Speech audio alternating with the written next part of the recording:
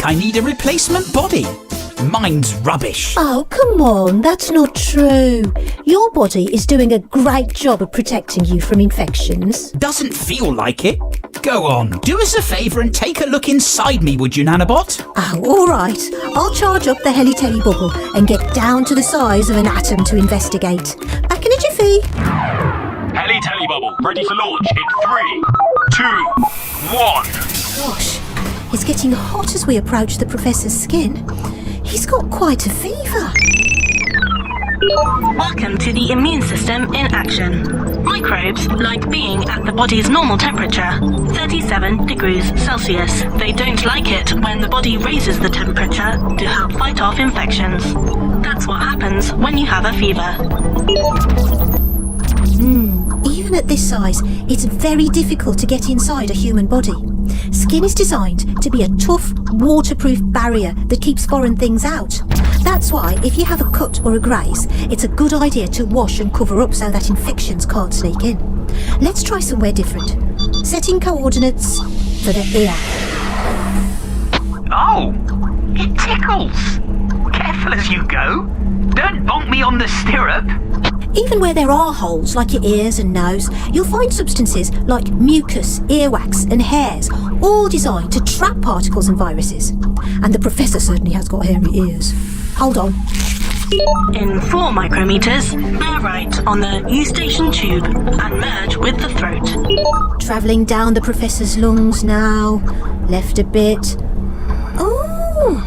He's got a chest infection by the look of it. I can see Streptococcus pneumoniae bacteria. There's certainly a lot of them around, gathering in pairs. No wonder he's feeling so grotty. White blood cells have been detected. The body's immune system has been activated. As you may know, there's more to blood than just, well, blood. As well as red blood cells that carry oxygen to all parts of the body, platelets and other substances suspended in a fluid called plasma, blood also contains white blood cells that help the body fight infections.